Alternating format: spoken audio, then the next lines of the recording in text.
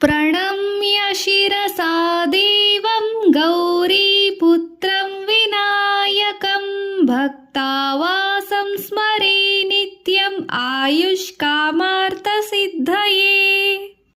ಕನ್ನಡದಲ್ಲಿನ ಭಾವಾರ್ಥ: ಆಯುಷ್ಯ ಹಾಗೂ ಇಷ್ಟಾರ್ಥಗಳನ್ನು ಪಡೆಯುವುದಕ್ಕಾಗಿ ದೇವರ ದೇವನಾದ ಗೌರಿಯ ಮಗನಾದ ಭಕ್ತರ ಹೃದಯದಲ್ಲಿ ನೆಲೆಸಿರುವ ವಿನಾಯಕನನ್ನು ನಿತ್ಯವೂ ನಾವು ತಲೆಬಾಗಿ ನಮಸ್ಕರಿಸಿ ಸ್ಮರಿಸಬೇಕು. ಪ್ರಥಮಂ ವಕ್ರತುಂಡಂ ಚ ಏಕದಂತಂ ದ್ವಿತೀಯಕಂ ತೃತೀಯಂ ಕೃಷ್ಣ ಪಿಂಗಾಕ್ಷ ಗಜವಕ್ತ್ರಂ ಚತುರ್ಥಕಂ.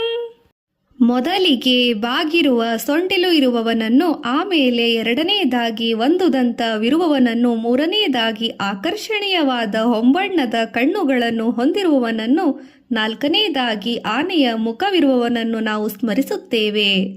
ಲಂಬೋದರಂ ಪಂಚಮಂ ಚ ಷಷ್ಠಮಂ ವಿಕಟಮೇವ ಚ ಸಪ್ತಮಂ ವಿಘ್ನರಾಜಂ ಚ ಧೂಮ್ರವರ್ಣಂ ತಥಾಷ್ಟಕಂ. ಐದನೆಯದಾಗಿ ದೊಡ್ಡ ಹೊಟ್ಟೆ ಇರುವವನನ್ನು, ಆರನೆಯದಾಗಿ ಸುಂದರವಾಗಿ ಇರುವವನನ್ನು, ಏಳನೆಯದಾಗಿ ವಿಘ್ನಗಳಿಗೆ ಅಧಿಪತಿಯಾದ ಇರುವವನನ್ನು, ಹಾಗೆ ಎಂಟನೆಯದಾಗಿ ಬೂದು ಬಣ್ಣ ಹೊಂದಿರುವವನನ್ನು ನಾವು ಸ್ಮರಿಸುತ್ತೇವೆ. ನವಮಂ ಬಾಲಚಂದ್ರಂ ಚ ದಶಮಂ ತು ವಿನಾಯಕಂ ಏಕಾದಶಂ ಗಣಪತಿಂ ದ್ವಾದಶಂ ತು ಗಜಾನನಂ.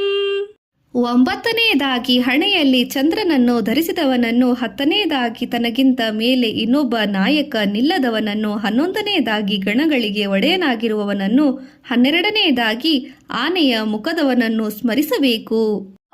ದ್ವಾದಶೈತಾನಿ ನಾಮಾನಿ ತ್ರಿಸಂಧ್ಯಂ ಯಃ ಪಠೇ ನರಃ ನ ಚ ವಿಘ್ನ ಭಯಂ ತಸ್ಯ ಸರ್ವಸಿದ್ಧಿಕರಂ ಪ್ರಭೋ.